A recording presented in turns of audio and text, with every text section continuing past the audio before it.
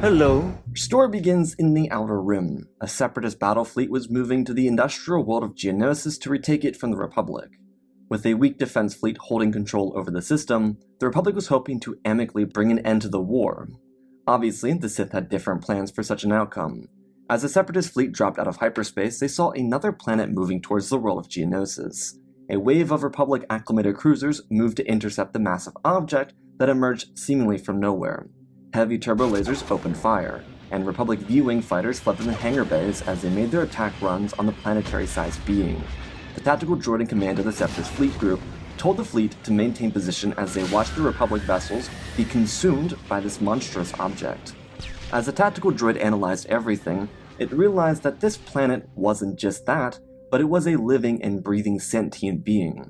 Unicron was his name, the bringer of chaos. His orifice began eating through Republic destroyers, meant to protect the planet of Geonosis from Separatist control. As he crushed through each of the present vessels, his horns cruised through the asteroid belt, breaking through the field and crushing down on the planet of Geonosis itself.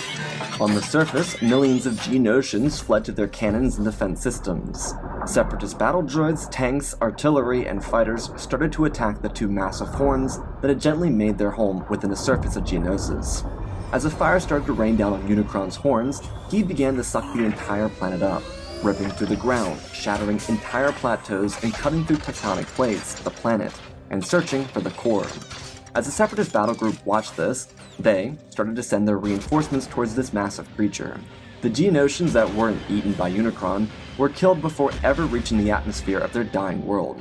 Like bugs to a tank, the Separatist fleet attempted to stop the being that was destroying a key world for the Confederacy. As their fighters and bombers continued to pepper the exterior of Unicron's shell, they watched Geonosis die. The planet's core was completely destroyed or eaten, and debris from the surface started to spread out, smashing into moons and asteroids across the former gravitational pull of the planet. Unicron turned his attention ever so slightly, and with it, the Separatist fleet sent to destroy the Republic forces were destroyed by something entirely else. The final message sent out by the tactical droid was two simple yet terrifying words: Planet Eater.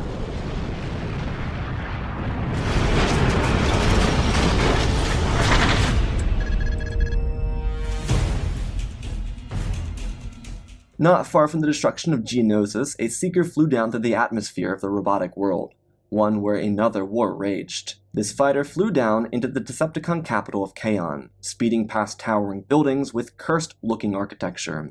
The seeker slipped past the statue of Decepticon leader Megatron, before sliding between a couple floating platforms and landing at a tower in the center of the city. The seeker transformed, carrying with him a small package of energon.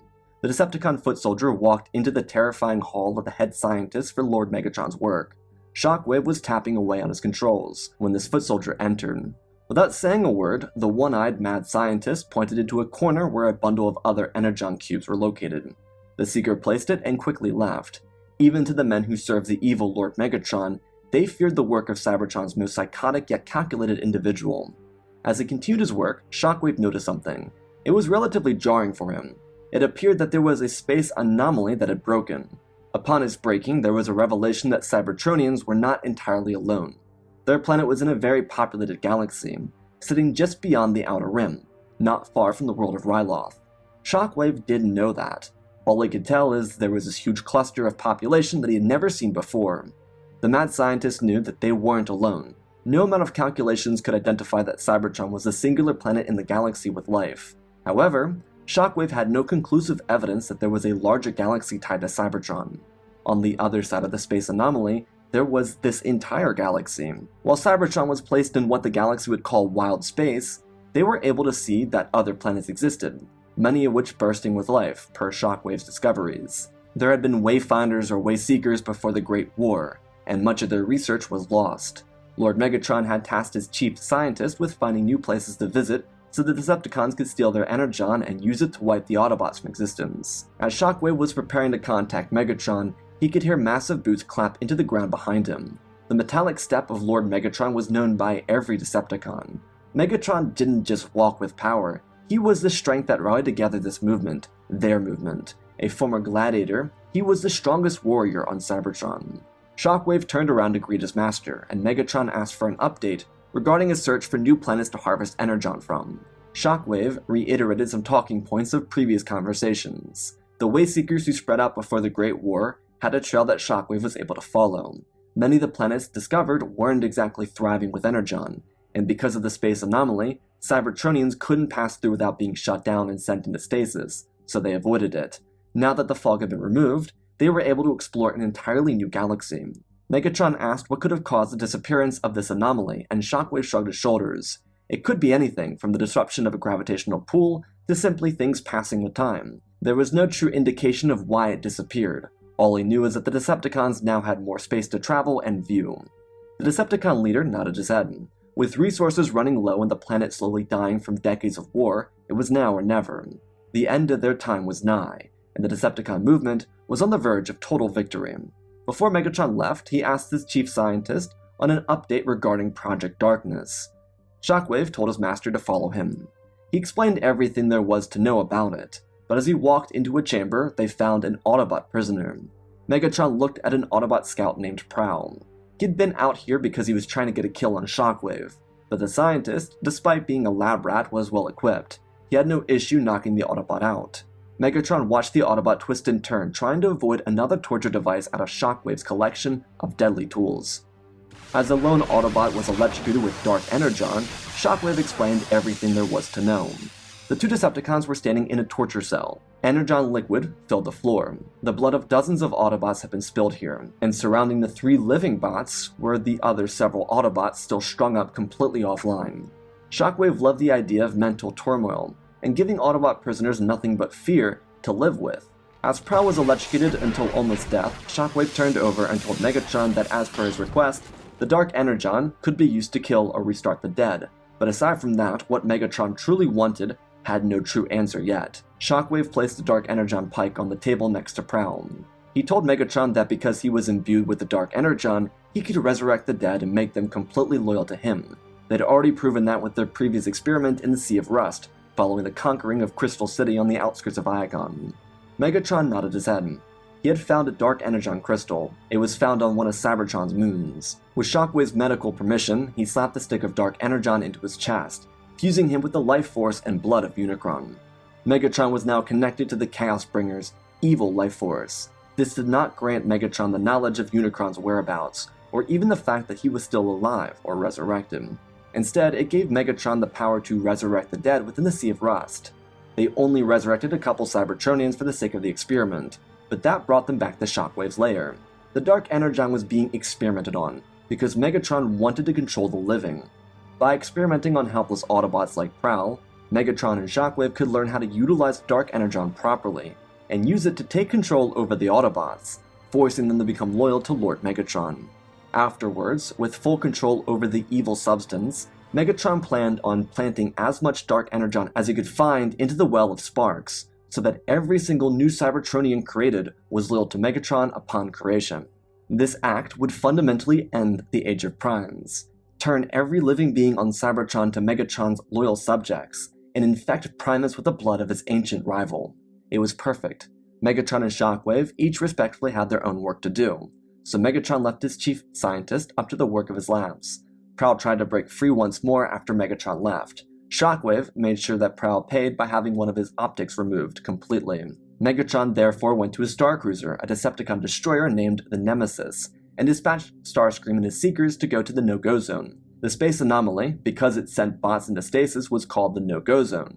But with the anomaly gone, who better to send than Starscream and his Seeker Armada? Megatron told them to go swiftly and report on what they found. Starscream was irritated with this, because why would Megatron force him to go out into the unknown galaxy instead of one of the Decepticon Wayseekers? And it was simply because Shockwave believed the galaxy was full of life and resources. Past research proved that the galaxy they had known, out here in wild space, had life, so why wouldn't this much larger galaxy have a more established society? Megatron left Starscream with the potential of stomping sentient beings under the heel of his boots. He told his lieutenant to go quickly, and did not come back until he had information that Megatron wanted to hear. On the other side of Cybertron, a battle was consuming the front barricades of Iacon. The Autobots were pinned down. Megatron's Decepticons were pushing a heavy offensive. Soundwave was leading the charge from the back of the lines. He ordered the troopers into the directions and continued keeping a lock on the most effective way to win this battle. The Decepticon communications officer was Megatron's most loyal servant, and he was here leading yet another battle. While he wasn't a frontline warrior himself, and rarely saw action, he was a monstrous combatant. He'd rather just let the grunts handle the main battle. Iacon wasn't just the last Autobot stronghold on Cybertron, but it was the last line of defense before the Well of Sparks. Iacon housed a massive hole that went straight down the Primus, and if the Autobots gave it up, they would lose everything. Cybertron would be lost to the Decepticons, and once Megatron took over, he could rewrite history, claiming to be the last Prime himself. The battle was intense. Autobot forces were at a standoff at the city gates. Ultra Magnus, Optimus Prime's lieutenant, was leading the defense of Iacon. With a pressing Decepticon attack, Autobot defense towers were crumbling. The war was heating up, and the Autobots were in a dire need of an actual win. Ultra Magnus ran across the defense lines. His two hands were blasters, and he was firing back at the Decepticons, who pressed the Autobots to another breaking point. By his side were a number of important wreckers. Ultra Magnus ran a tight ship, much tighter than Optimus did. The leader of the Elite Guard and the wreckers shot down Decepticon soldiers as a Leaper slammed down right before him. The Leaper swung in with his massive arms before boosting his rockets on his back and speeding towards Ultra Magnus. As one of the biggest boss on the defense line, and the current leader of the operation, taking him out was imperative to Soundwave's attacks.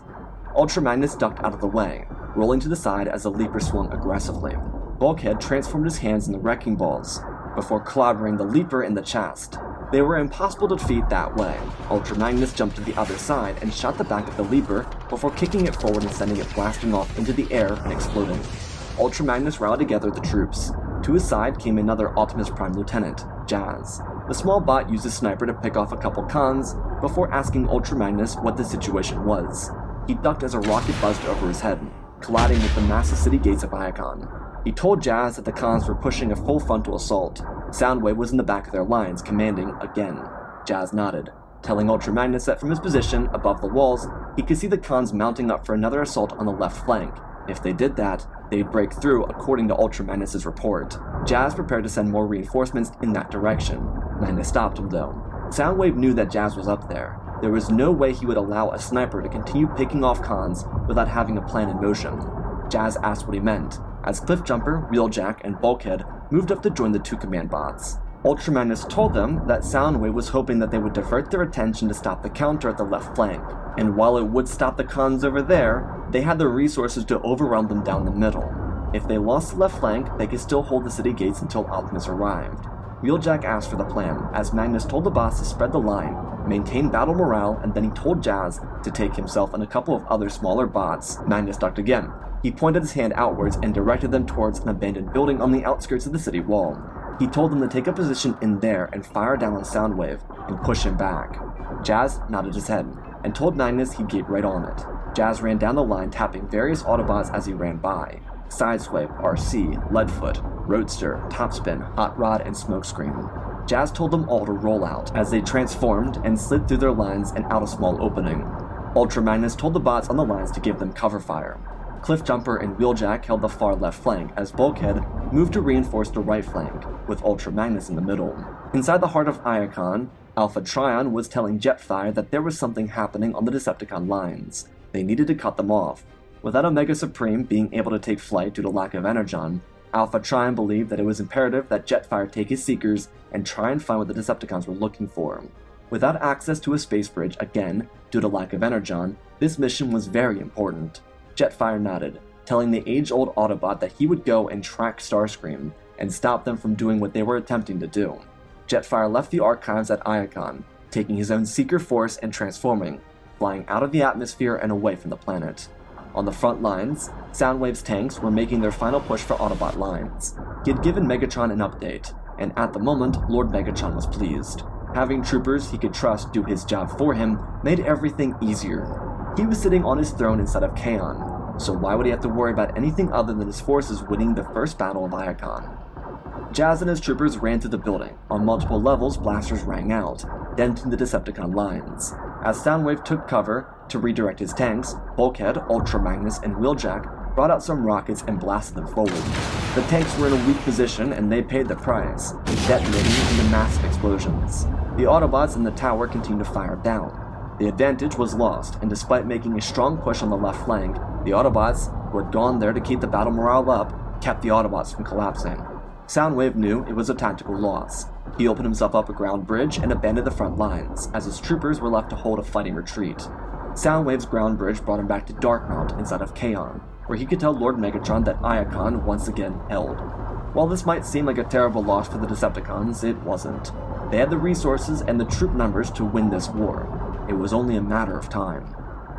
Across the galaxy, away from a planet in turmoil, Anakin woke up from his sleep. He felt a great change in the Force. Something terrible had happened. Anakin ran out into the hallway to see many of the Jedi around the chambers, leaning on the wall, feeling their heads or their hearts, and looking to each other, trying to figure out what had just happened. There was a rift in the Force. Something had upset the status quo, and it was a life-changing event. Anakin ran, looking for a Jedi Master from the Council and running into Opa Rencesis. He asked the Jedi Elder what had happened, and he shook his head. All he knew was that there was an attack on Geonosis, but no one knew what else was happening. This couldn't have come from Geonosis. There were only a couple thousand men there. If they were killed, it was a tragedy, but something far worse had consumed millions of lives. The Council was preparing a meeting at the moment.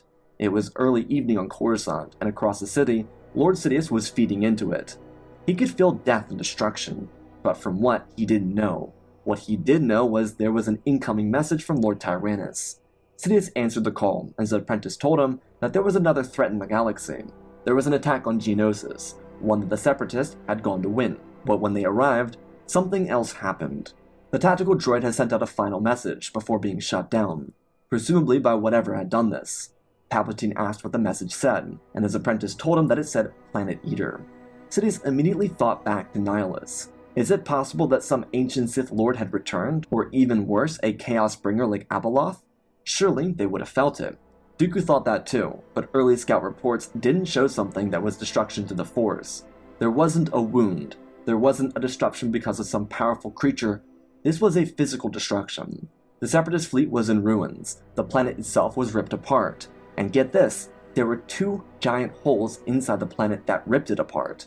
Palpatine asked if the Death Star plans had been given to anyone else, and they weren't. Tyrannus believed that this wasn't a result of a Death Star-like weapon, but something greater. Whatever it was, there was an external threat. Sidious told his apprentice to gather General Grievous inside the Malevolence and dispatch a support fleet with him. Activate the reserves if he needed to. Chase down whatever it was and destroy it. They could not be impeded again. Back inside the Jedi Temple, the Council was searching for an answer. They had reached out to their various contacts around the galaxy and got nothing. The people of neighboring systems didn't even know about it, and that was problematic. Republic High Command was sending scouts to Geonosis to see if the Separatists had captured the planet, or if there was something else going on in the Outer Rim. All they knew is that there was something happening. What it was, no one knew. Master Windu offered himself up. The Republic was preparing for a 3-part campaign at Ryloth. Perhaps they could set up a forward command post with General Syndulla, and prepare for countering whatever the Separatists had to throw at them. If this disruption in the Force came from the Outer Rim, Mace vowed to search for it and find it.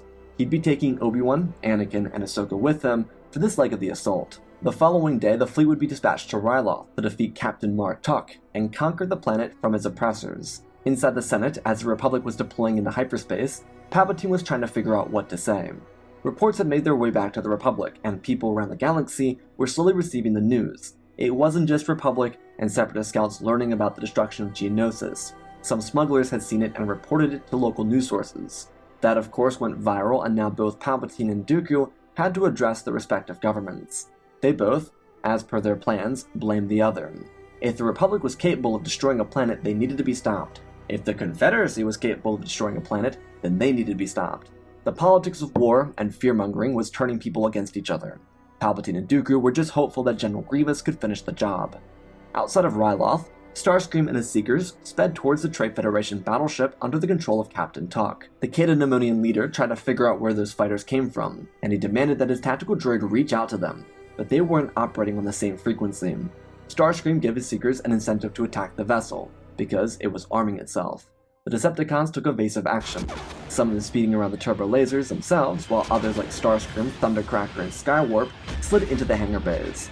They transformed and looked at these tiny little transformers. What were they doing here?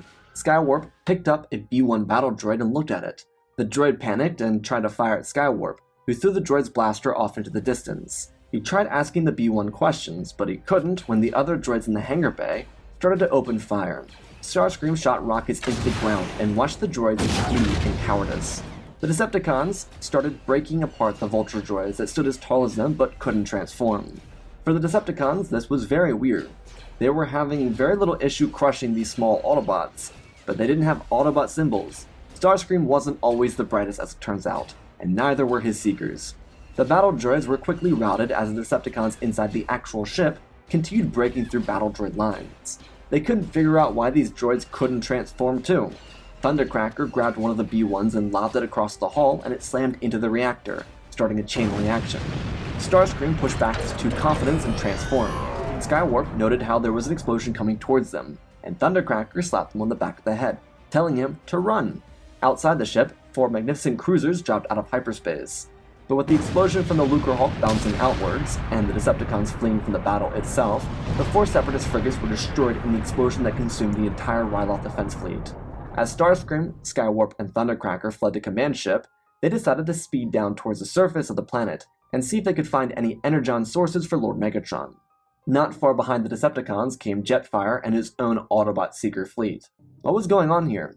As an Autobot, Jetfire had to assume that the Confederacy were the good guys and they had just been unjustly attacked by Starscream. After all, it was because of Screamer that Jetfire abandoned his Decepticon path. He and his fellow Autobots flew through the debris field, seeing other miniature droids and trying to figure out why they had only one single form. It was weird. On the surface of Ryloth, where the Decepticons were landed, Starscream openly attacked the B-1s who were housed in the Twi'leks. He did actually pride the Confederacy for enslaving these fleshy beings. The dynamics of this planet were so weird though. Cybertron didn't have any fleshies, so why did this planet? Also, there was no metal here. Starscream demanded answers for energon resources before he was clobbered by an artillery shell by a Separatist mortar. Skywarp thought it was funny, Thundercracker did not, and Starscream whined out orders, telling the Seekers to find the leaders of these droids and bring them to him.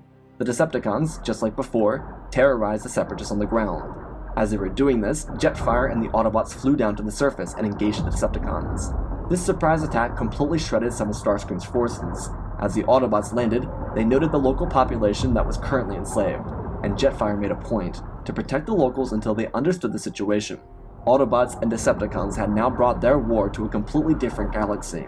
Their fighting began, and the Seekers under Starscream's command started to fire back, using the cover of the Twi'lek village to their advantage. Just outside the atmosphere, a Republic fleet arrived. Anakin and Ahsoka got into their fighters and started to move down to the surface. With the Separatist defense fleet already cleared, they wondered if the Confederacy had defeated the creature that destroyed Geonosis. The Republic support fleet, filled with ground troops, was also informed. They'd be at the planet within the coming hour. Anakin, Ahsoka, and their fighters sped down into the surface as they got through the cloud cover, and they saw something unnerving. Several story-tall robots were fighting each other. Separatist tanks and weapons were destroyed, and these robots were on opposite ends of the town fending off the other. As Skywalker piloted down, Starscream saw fleshies inside of Cybertronians. How could this be? He was unnerved and told Skywarp to target those fighters and take them down. They had to be Autobot allies, and because the Republic didn't know who to target, they tried to pull away until Anakin was shot out of the sky and slid down towards the surface. He and R2 jumped out, as Ahsoka piloted away from the ground battle. Anakin's fighter slammed into the ground and exploded as he ignited his lightsaber. He was behind Decepticon lines, and Skywarp laughed, wondering why that Autobot didn't transform before detonating on the ground. As he looked at the little fleshy that walked out of the crash, he saw a glow stick in his hands. He pointed at Anakin and laughed. Well, Skywalker didn't think that was so funny, so he jumped up and cut Skywarp's finger clean off. He reeled as Anakin landed and used the force to throw Skywarp into Thundercracker, which pushed Starscream into Jetfire's blaster, which threw him backwards with a dent in its chassis. Starscream's Seekers were already hurting, and now with Autobots and a glow-stick-wielding fleshy, it was time to go. Because Jetfire wasn't shooting at the Republic, Ahsoka figured that the other robots were the bad guys, and told the men to chase them down. A couple Decepticons were shot before lifting off.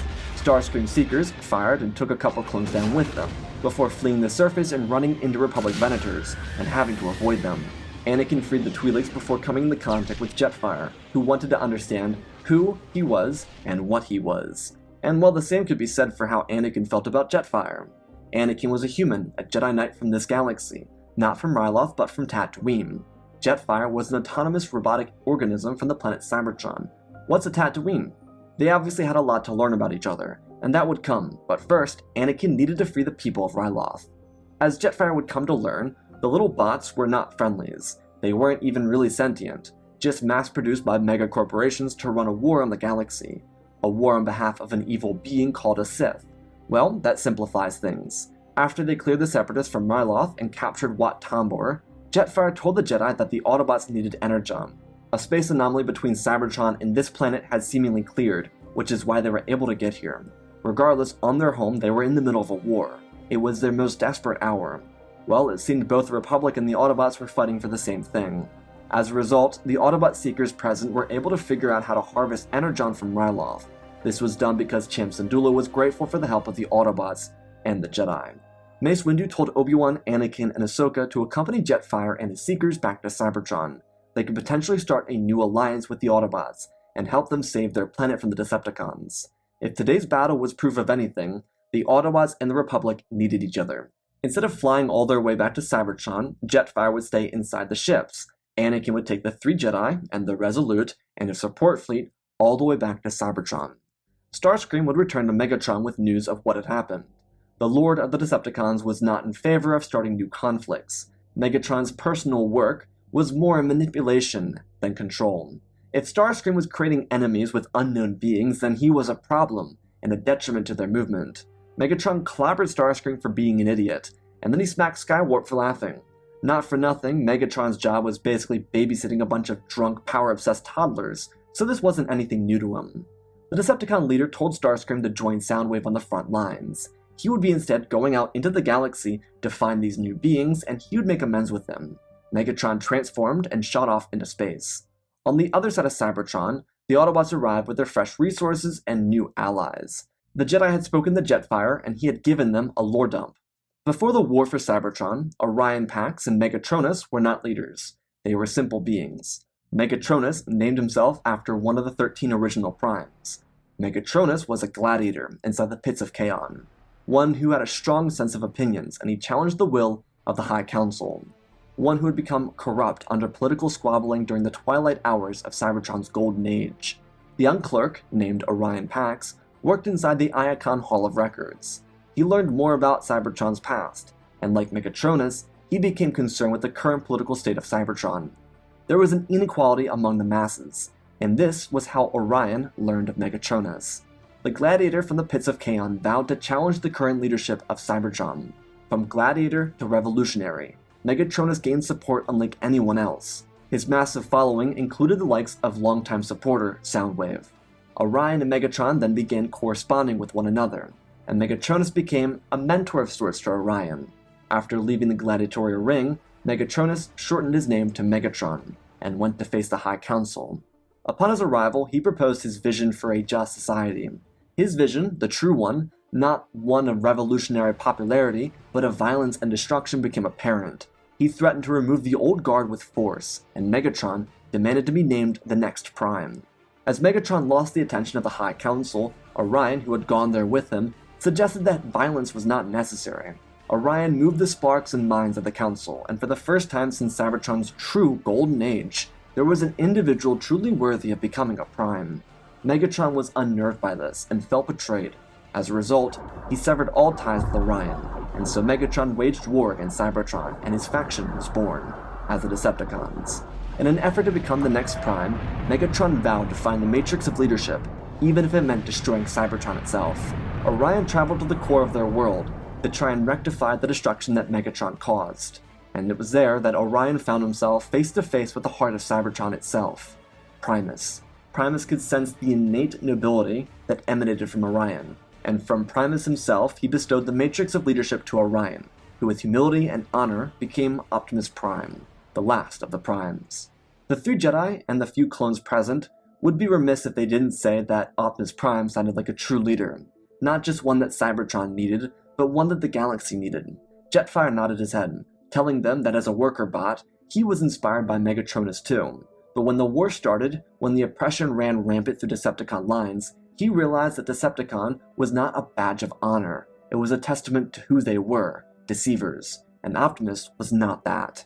The 3 Jedi told Jetfire that they weren't sure what they could do to help Cybertron, but if the Republic could afford to be a saving grace, then they would try. The planet itself seemed like it belonged with the Republic. Jetfire nodded his head. Hopefully the day would come when they would see the end of all these wars and the tides of destruction. As he said that, the three Jedi reacted to something. What? Jetfire didn't know. Not far from Geonosis, another Outer Rim world named Siskeen was shredded by the Chaosbringer himself. Unicron was feasting and there was no one to stop him. However, General Grievous' fleet was now inbound. It was the largest collection of vessels ever seen, and in the middle was the Malevolence. The Separatists didn't want some other being or force destroying their galaxy, so stopping Unicron was imperative for their movement. When Grievous' super fleet arrived at a hyperspace, they found the planetary object moving through space. Out to the right of the currently moving planet were the destroyed remnants of Siskeen. General Grievous rounded the Malevolence to the side as the main attack group moved forward, firing the turbo lasers at the massive object. Unicron slowly turned around as he saw this massive fighting force coming to stop him. Being that they were coming from Geonosis, it was clear that there were more enemies in the galaxy. Unicron was looking for Cybertron. His ancient enemy was the one he wanted to kill. Being that Geonosis and Siskeen were not Cybertron, he moved into attack position. Despite the Separatists having everything they needed to wipe out any galactic known force, Unicron was not that force. He glided forward and General Grievous started to panic, especially when the Malevolence's super cannon didn't work. As all the fighters were absorbed by Unicron, Grievous tried contacting Dooku for reinforcements. The Malevolence turned all the way around and began its retreat, but it too started to get sucked up. Images of Unicron and a final message from Grievous is all Dooku would get. It would be this information he needed to send to his master, who at this current moment was entering Geonosis airspace, to learn what had happened. On Cybertron, thanks to some scans, it was clear the Jedi and the clones could survive on the planet without needing a breathing apparatus. It was just barely breathable.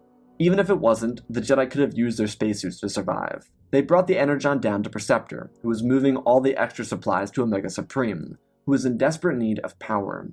Jetfire was able to pass the Jedi and the clones off to Ultra Magnus, who was able to give a more certified answer for the Jedi about the current status of the war on Cybertron. Iacon was holding, but it wouldn't hold forever.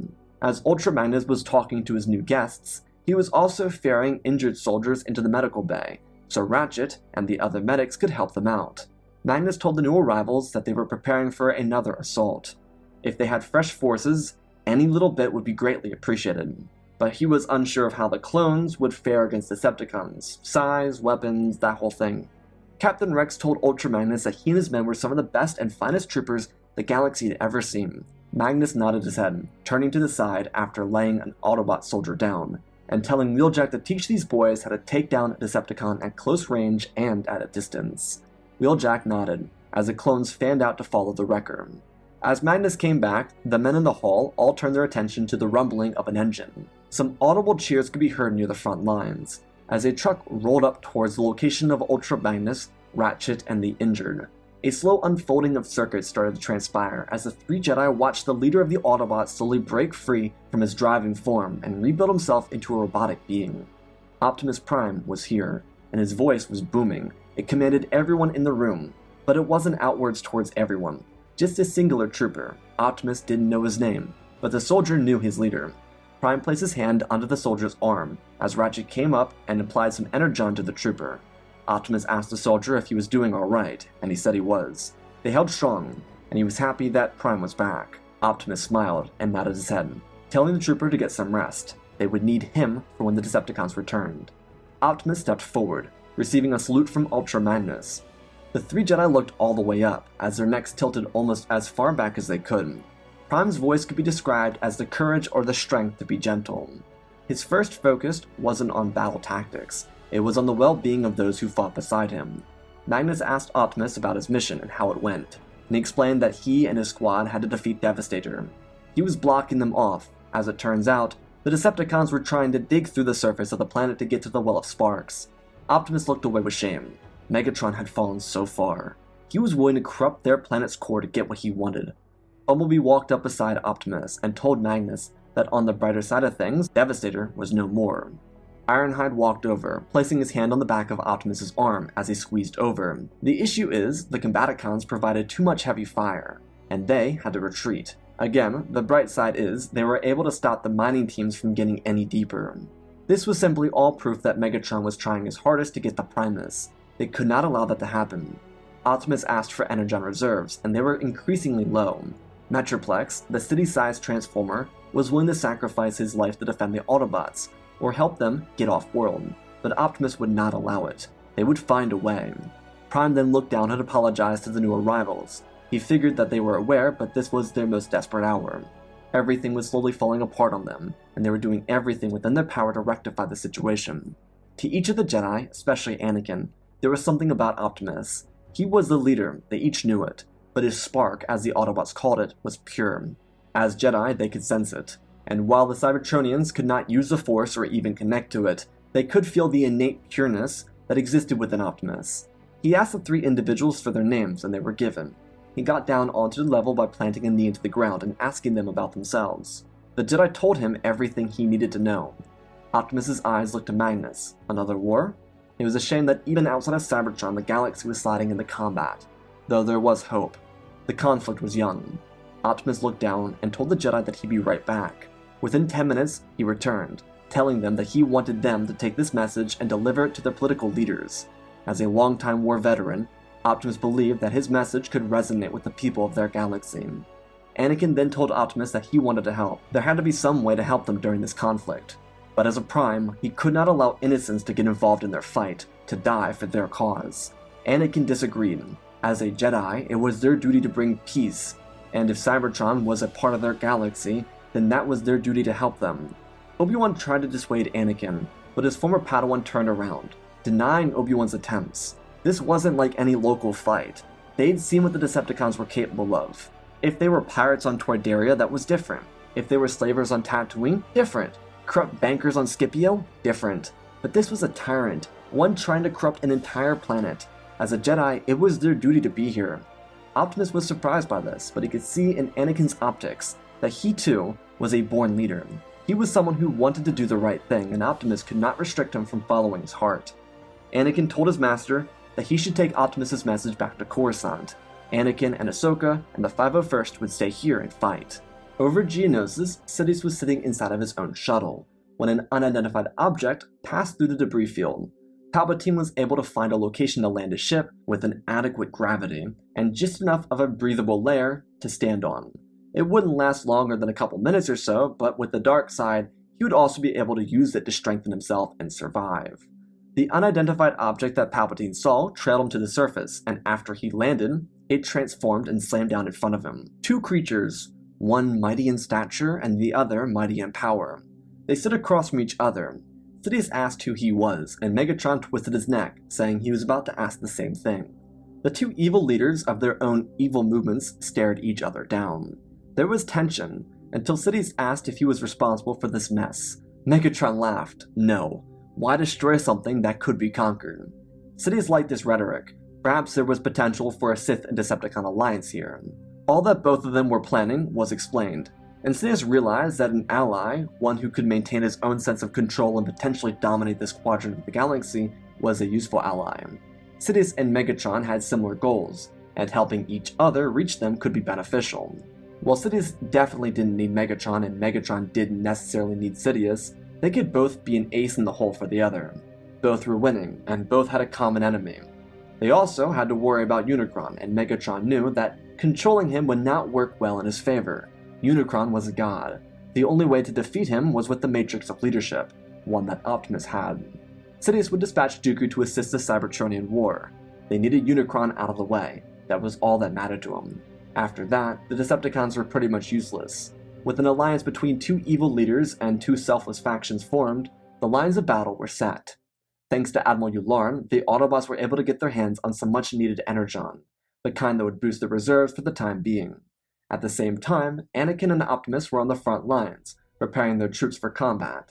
It was very hard for Anakin because he couldn't really see much from where he was. The clones were also trying out Decepticon takedowns with the Wreckers, while Ultra Magnus kept his eye on the horizon. Prime had sent Jazz, Cliffjumper, and RC with Obi-Wan, hoping that the message meant for the galactic masses would resonate, and the anticipated Decepticon attack would not come. For days, silence filled the battle lines as Autobots and Decepticons refined their lines. The Separatist war machine continued to fight off the Republic in the main galaxy. Clone reinforcements and battle droids were sent to Cybertron. Dooku also began constructing his own Decepticon-sized droid army. They were by no means Cybertronian, just larger B1s with less capacity for thinking. Clones across the galaxy, just in case, were taught how to combat the Transformers if need be.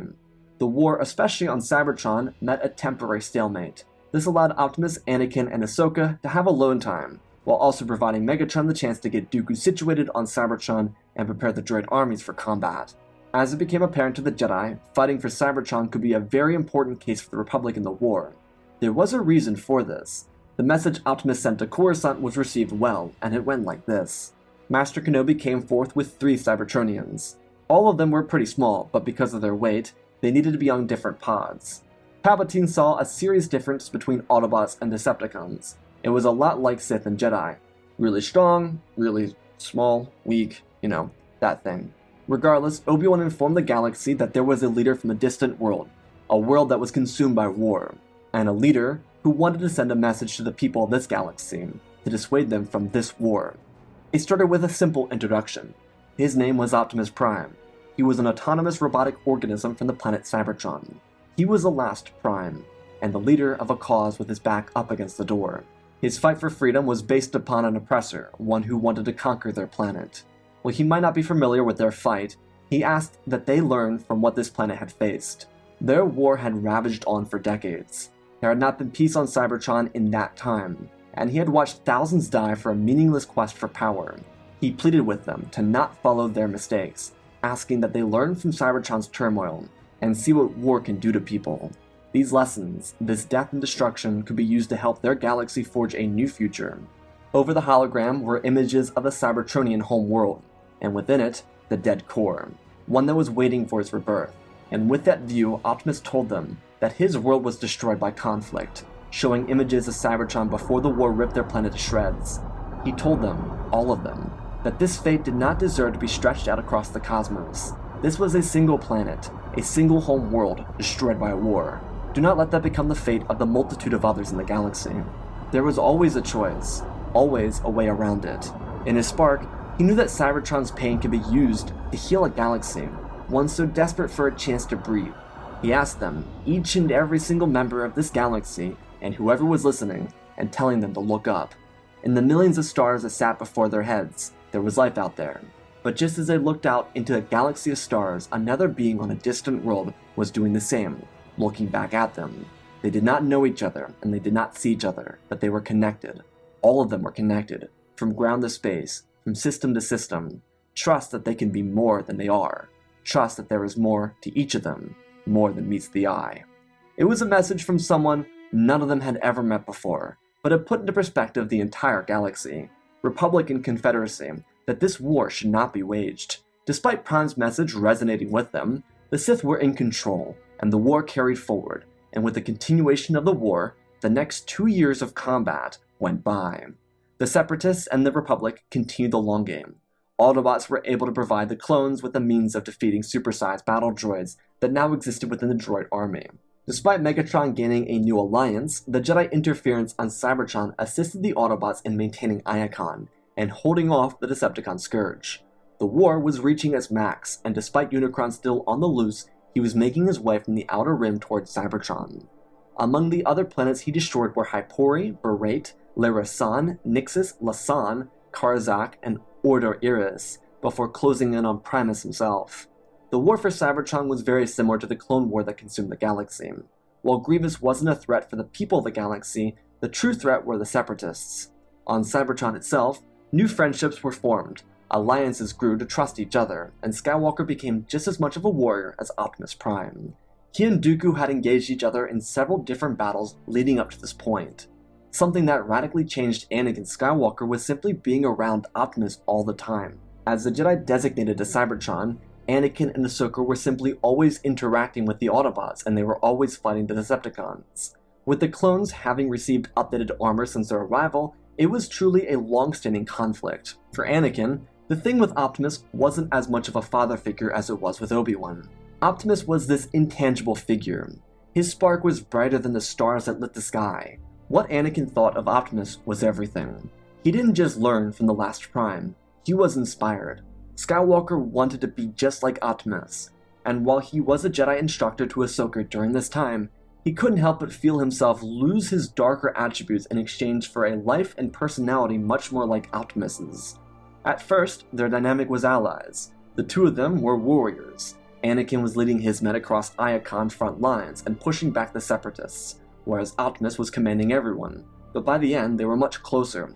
Their relationship had grown exponentially into good friends. The fight for Iacon was a multifaceted siege. With Separatist reinforcements coming to the rescue, the Decepticons had a true fleet to mobilize against the Autobots. But with fresh energon breaking in the Cybertron consistently, individuals like Omega Supreme and Metroplex were able to hold off the attacking Separatist warships. Because so many CIS forces were destroyed in the conflict, the Decepticons had their own ramparts to hide within and on, making the siege even deadlier for the Autobots. Because Unicron was coming and Megatron knew Optimus' spark would lead him away from Cybertron, Prime had given Anakin something.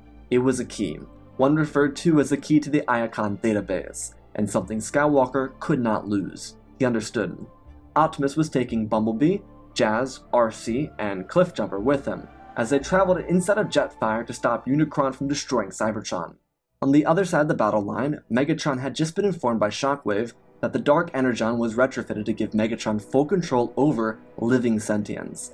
Topspin, one of the wreckers sent to destroy Shockwave's lab, was captured by Barricade. Unlike some of the other wreckers who were killed, among them being Seaspray and Scorn, Topspin was captured. Shockwave used his science to torture Topspin and take from him his consciousness. By using Dark Energon, Shockwave was able to infuse Megatron's own Energon and the Dark Energon into the Autobot. It was the perfect recipe, and instead of a zombie bot like the one created in the Sea of Rust 2 years before, Topspin was corrupted with Dark Energon and completely under the control of Megatron. As Lord Megatron believed, the stars were aligning. Megatron believed Optimus would go and fight Unicron, and therefore it would provide him and his forces ample time to crush through Iacon's withering defenses, giving Megatron a chance to storm the Well of Sparks and fundamentally change Cybertron's future. At the same time, the Sith Lord was coming to Cybertron, to see Shockwave's present for him. Because Palpatine and Megatron had an alliance, Sidious was able to get Shockwave to work on Operation Necromancer for him, and Shockwave, as an individual who had figured out how to clone Predacons, was able to figure out how to apply that same technology to human biology. Shockwave was forced to terminate the Predacon program because one of them got a brain for himself and tried to confront Megatron. The Gladiator from the Pits of Kaon was able to shred the Predacon, and ordered Shockwave to stop working on that project entirely. So all the extra time went to other Decepticon projects and Sidious's Necromancer project. As Unicron got within view of Cybertron, Optimus wished his Autobot success. He promised his own return, and with Unicron's defeat, the age of the Decepticons would come to an end. It had become clear by this point that what Megatron wanted would destroy their home world, and he would not allow his former brother to do that. The bot that was Megatronus was gone, and Megatron had to be destroyed. Optimus gave a heroic speech to his Autobots, and with his squad with him, they departed for Unicron's surface. Once Jetfire was spotted leaving Iacon, Megatron gave his troopers a signal, and the battle began. Dooku was by his side, standing just next to the heel of his boot. Megatron was disgusted with these Inferno Sith hanging around him. He knew Sidious was coming to Cybertron, and he wasn't looking forward to his arrival. As he gave the signal, battle droids and Decepticons charged over the ramparts and ran towards Iacon's shattered walls. Artillery on both sides fired at each other. Anakin and Ahsoka took point for their clones, who were using every little crevice in the wall to their advantage. The war was heating up, and this was the moment that would define Cybertron's fate. With Autobots under heavy fire, Ultra Magnus took point, leading the ramparts in the defense of the city gates. He could see with his optics as Megatron stood on the edge of the front lines. This was their full-blown assault. They had waited for Optimus to abandon post, because he had a much more challenging fight upon him. On Anakin's belt was the key to Iacon's database. He and Ahsoka defended the clones who were blasting down the battle droids who were charging in. Out on the outskirts, a wrecker team filled with Wheeljack, Bulkhead, Smokescreen, Hound, Sideswipe, and a number of other bots who were temporary wreckers, alongside a unit of Rex, Fives, Jesse, Kicks and Top, and some other Elite 501st members, sprung a trap on a barricade-led assault. With wreckers, honorary wreckers, and elite clones, they were able to completely stall an entire side of the Decepticon assault. In the skies, Republic warships were holding the line and moving out of the city view of Iacon to steer this assault away. To counter them, Starscream led his Seekers across the sky, where they were able to shred through clone fighter pilots and the very few Jetfire Seekers that remained. The battle intensified as Ahsoka and Anakin picked out Dooku, knowing that he would find his way for this battle line. Ahsoka and Anakin were searching for him, but for now, their focus was on the Decepticons approaching. Dooku would have to wait. Outside of Cybertron's orbit, Jetfire was shot down by Unicron, but instead of consuming the Autobot, he crashed down inside of the massive bringer of chaos. Optimus, Jazz, Bumblebee, Cliffjumper, and RC ferried out of Jetfire as he transformed slowly and leaned against a wall. Optimus asked if he was alright, and he nodded his head, telling them to go, he'd be fine. Optimus ran forward, and his cohorts joined him as they ran into the fray. He'd given them their orders, they knew what to do. Blaster fire rained down on them as Unicron's internal defenses started to target their exterior invaders. To add to the blaster fire, Unicron spawned in minions to attack the Autobots. Cliff and Jazz took the sides of the wall, mounting them and shooting down, as Optimus ignited a fiery axe and swung through the approaching forces. He was swift with his moves as they closed in on Unicron's spark. Bumblebee jumped between the lines of minions, blasting them to pieces before rolling around and targeting the internal defenses. He was able to clock a couple places before he started to get swarmed. Optimus saw this as RC jumped into his hand and he threw her forward, giving her a chance to get past a swarm of minions currently encircling them. Unicron's walls ignited with electricity, forcing Jazz and Cliffjumper off of them. Optimus ignited a sword from his other hand and jabbed and swung forward. The minions were easy kills, but there were many. The voice of the monstrous being called out to the last Prime, telling him that he would watch his planet die, and after that, he would have his permission to die. Optimus didn't even respond. Nothing would stop him from protecting his home world. On the surface, Autobots and Decepticons engaged in their fiercest battle scene in the entire war. As they did, Unicron's shadow started to cast itself over all of them. But each and every single bot on the surface knew that Optimus was fighting off Unicron. It was up to the Decepticons to seize this moment. Prime launched himself through a bundle of minions, cutting them off of Bumblebee and RC, freeing them up as Cliffjumper and Jazz got to their leader's side. Optimus told the bots to transform and roll out, as they each swapped into their vehicle form and bursted through the minions and avoided blaster fire from Unicron's defenses. If they were hit by the blaster fire, they'd be infected with dark energon. It wouldn't kill them, but it would slow them down exponentially. Optimus led the charge. Being the largest of the group, he crushed through the opponents and transformed again, leaping over a crowd of minions and landing on the ground, rolling off his shoulder and standing upright. He pulled his chest open with his hands and faced down Unicron's spark. He told the bringer of chaos that his era was at an end.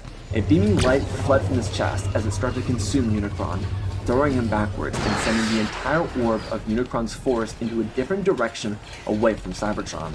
As Optimus did this, the minions tried to stop him, but the Autobot strike force with them got to his side and helped him. Megatron on the surface had seen that Unicron was being defeated, and he rushed in. A sword extended from his right hand as he ran forward.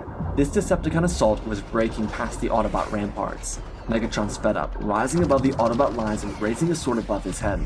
The clones on the ground were being overrun, and the Autobots were losing the hand-to-hand combat of the fight. Omega Supreme stormed forward as he told the Autobots to retreat. Anakin and Ahsoka held off the line for the men, as the Wrecker and clone squad in the field was overwhelmed by Decepticon hordes. Without the Wreckers, the Autobots had to seal the city gates during their fighting retreat.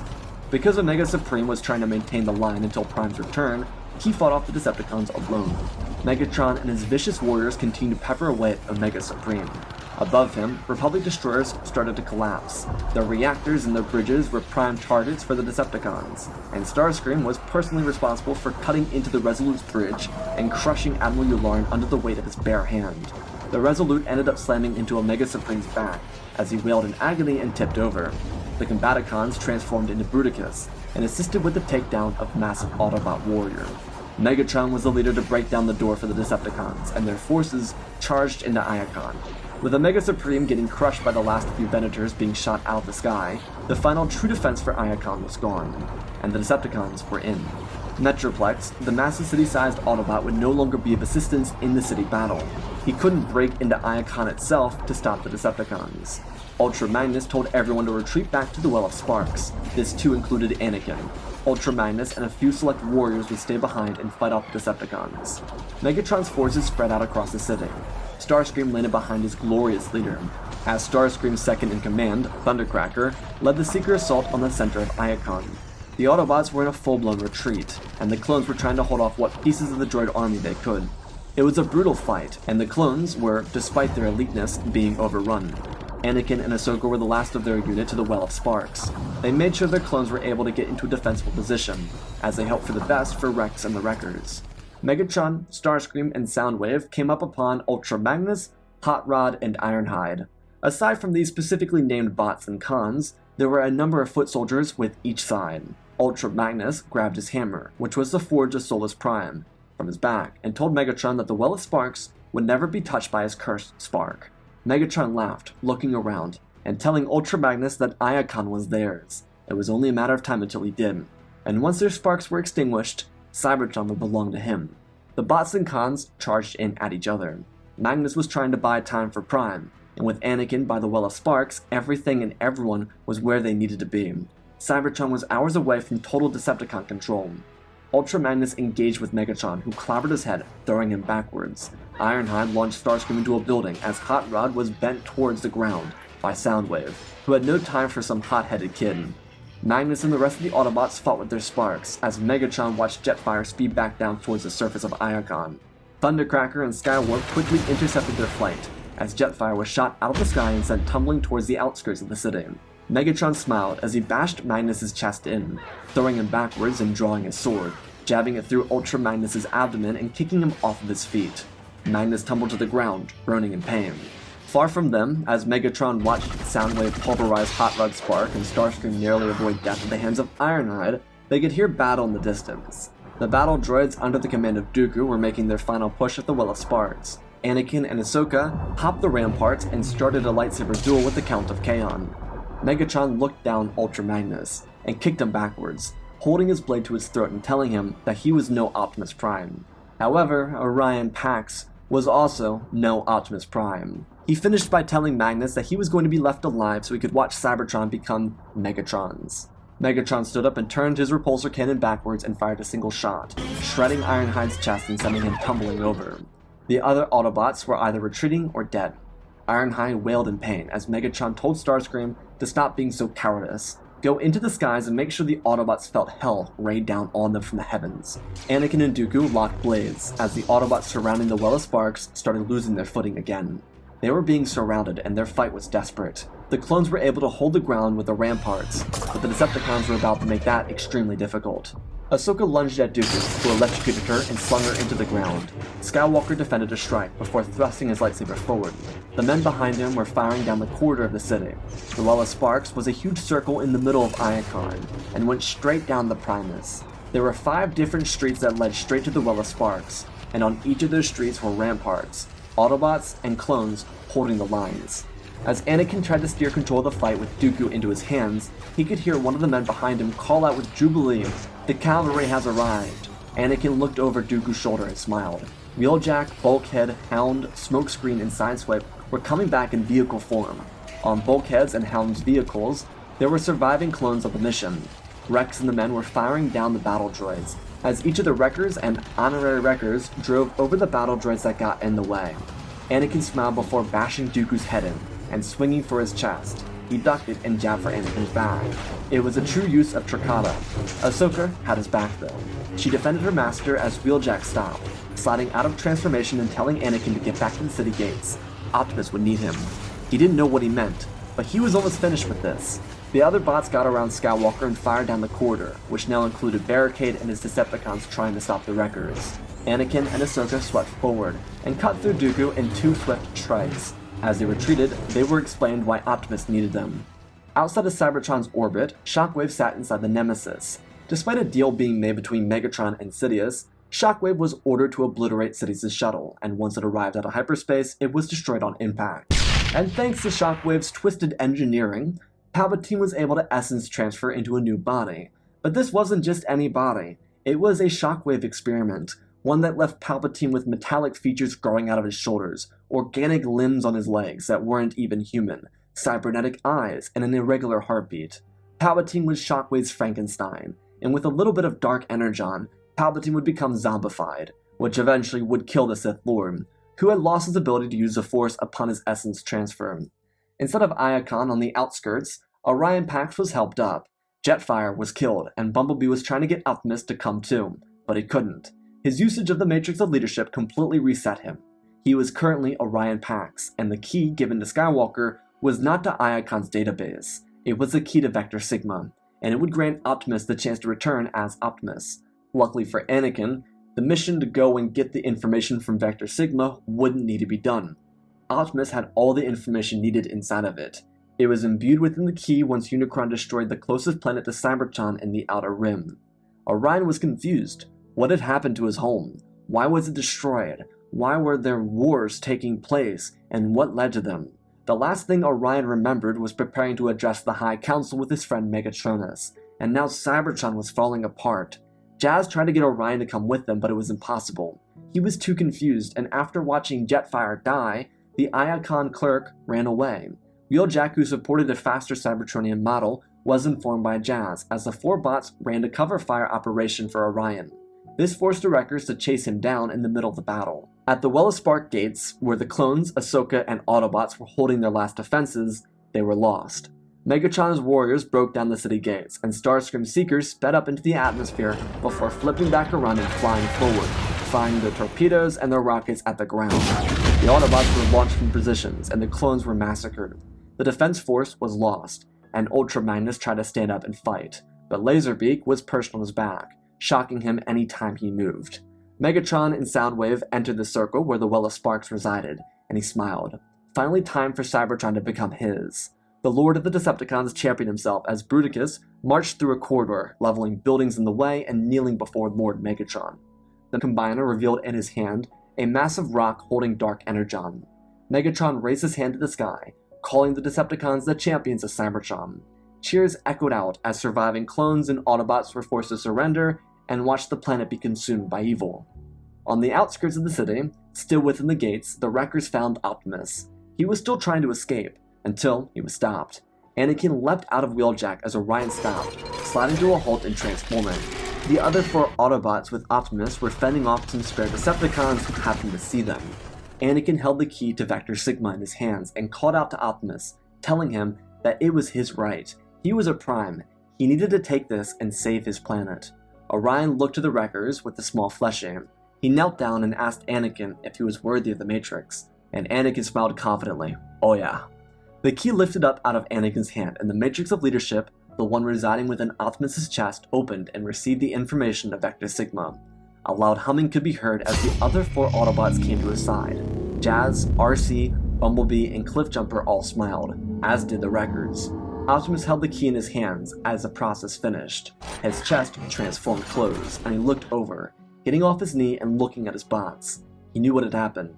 They had lost the city, but they hadn't lost Cybertron. Optimus thanked Anakin for holding the key.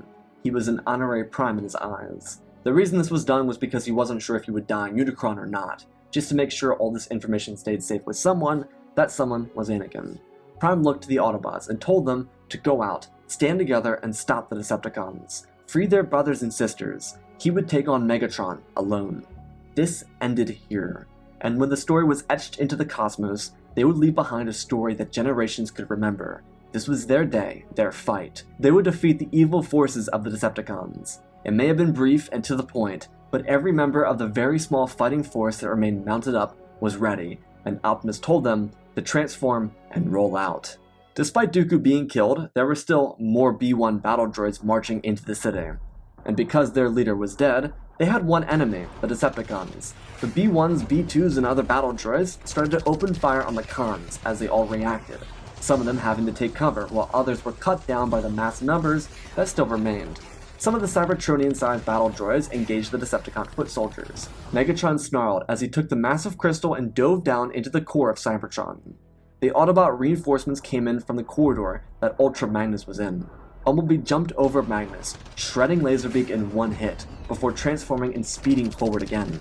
Optimus, on the other hand, rode forward, launching himself out of his vehicle form and colliding with Bruticus head-on, driving his axe into Bruticus' neck and forcing the Combaticons to break out of their Combiner form, as Optimus propelled himself down the Well of Sparks. With the battle for Iacon becoming a free-for-all, the Autobots were able to recover Ahsoka, the clones, and the other bots. Their fight wasn't so despondent anymore, but still, Optimus had to win his fight.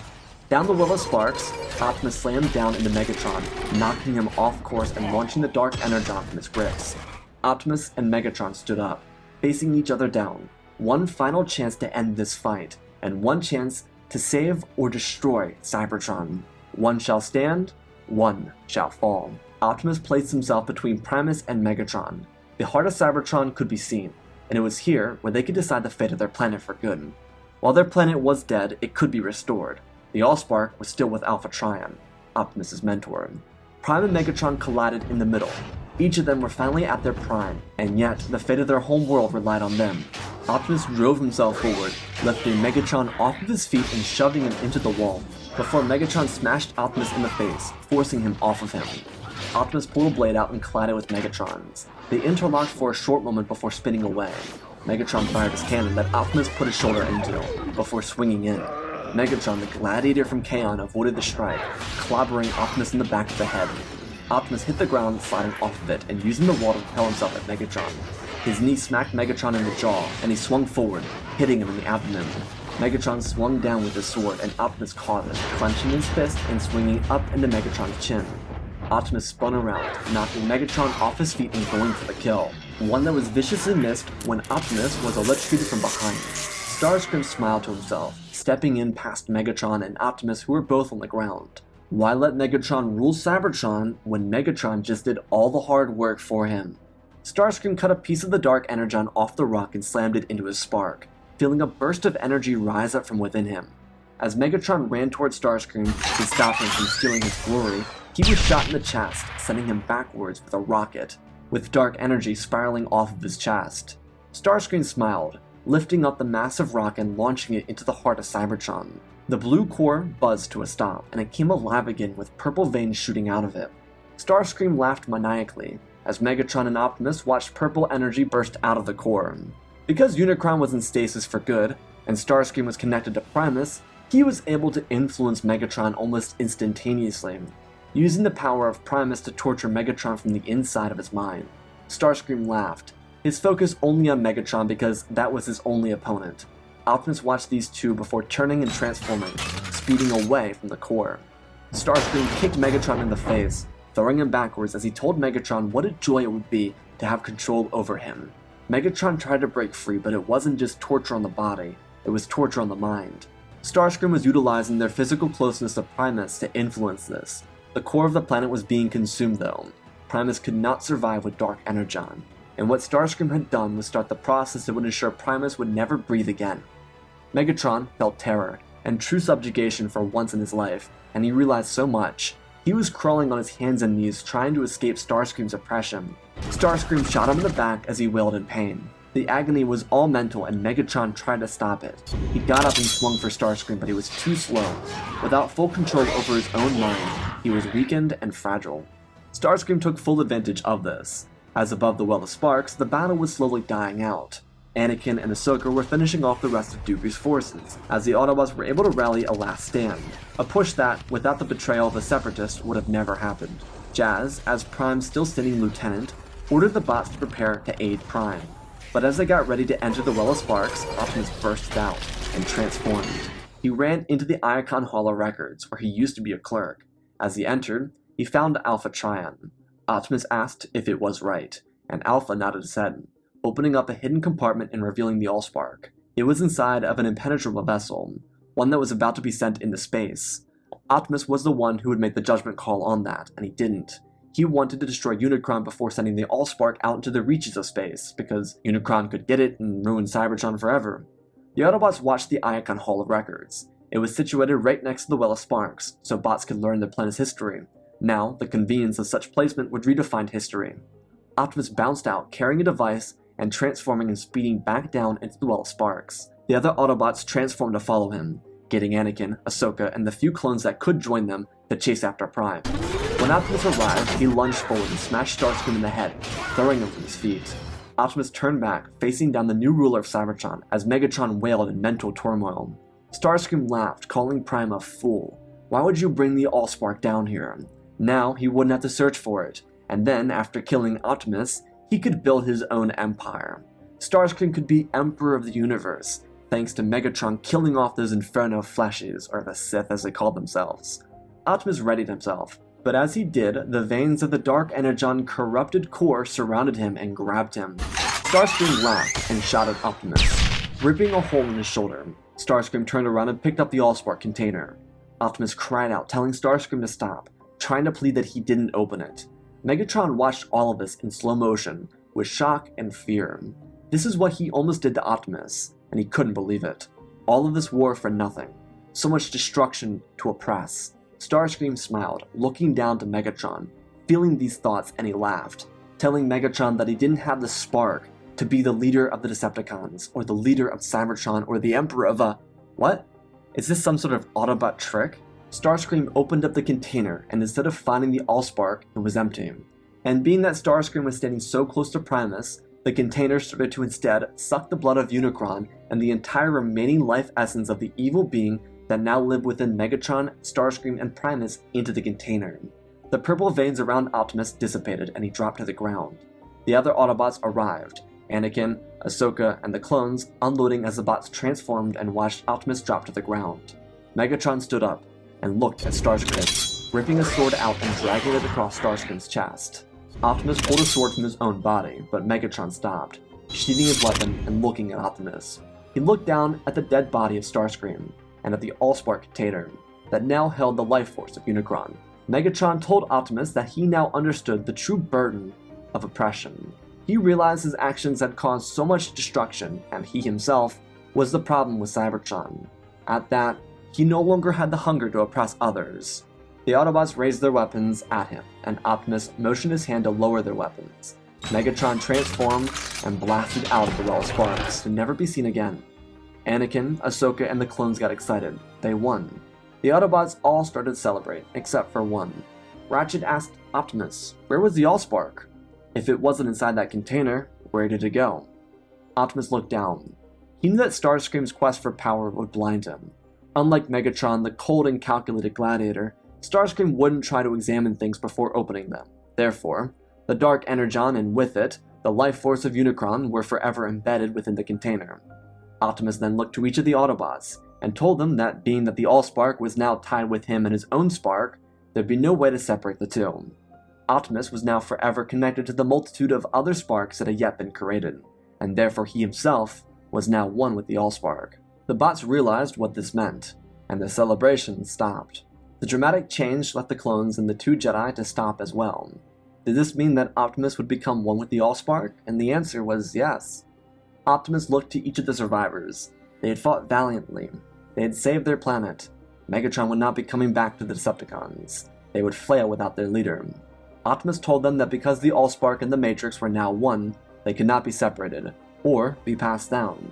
So, this may very well be the end of the era of Primes. But leadership can be earned with or without the Matrix. And each of the sparks and souls standing before him were living proof of that. And as Megatron had just demonstrated, every being had the capacity for change. Optimus looked over to Primus, the heart of Cybertron now pulsating after its temporary resurrection with dark energon. He turned back with a smile on his face. He asked all of those present to do only one thing for him: keep fighting the noblest of fights. He would always be with them. Whenever they looked to the stars, think of one of them as his soul. He asked that they not lament his absence, for in his spark, he knew that this was not the end. Optimus stepped forward, and his body was consumed by the heart of Cybertron. This was not the end, no. This was merely a new beginning. Simply put, another transformation. As his body vanished, the well of sparks activated, and Primus fully came back to life. Blue energon started to sprout from his veins, and a flurry of light passed by the Autobots. Ultramagnus and Ironhide, who had helped each other off the ground, watched as the well of sparks emanated in a colorful array, one representing the change that had been set into motion. Cybertron was reborn. While Optimus's death did signal the end of the Age of Primes, it would also mark a momentous occasion: the end of the war for Cybertron and the end of the Clone War. With Sidious and Dooku being consumed on Cybertron, and the Decepticon movement coming to its bitter end, the galaxy could finally begin to heal. Optimus's message, similar to the early War one, would be played for all to hear, and it would be the sacrifice of Optimus Prime that fundamentally changed the galaxy for good. A two-party war moved to peace, a Jedi conflict with the Sith ended forever, and the beginning of a new era began. Cybertron would have its own placement in the coming Republic, and the Jedi would mark Optimus Prime as an honorary knight of their order, an individual who made sacrifices that no one else could make, and the ones that would inspire generations to come. Autobots would capture Decepticons, and titles of their long-fought war would be replaced with one name, Cybertronians. Because of their integration into the wider galaxy, Cybertron would have a chance to politically assist systems in the Outer Rim. And because Anakin's strong connection to Optimus, the Autobots, and Cybertron, he and his Jedi Knight student would permanently call Cybertron their home, and the home of a new Jedi outpost. And yes, Padme would eventually live with him on Cybertron at one point. While Maul would return, he'd be stomped out by a Jedi Autobot team of Ahsoka, Bumblebee, and Jazz. His end would mark the end of the Sith. It would take decades for Cybertron to heal, but their work to make fundamental change would inspire the galaxy for the rest of time. Cybertronian technology like space bridges would be implemented into the galactic sphere, so that hyperspace travel could be accelerated. Megatron, despite staying alive, would kill any Decepticons coming to him to try and restore their fallen coalition.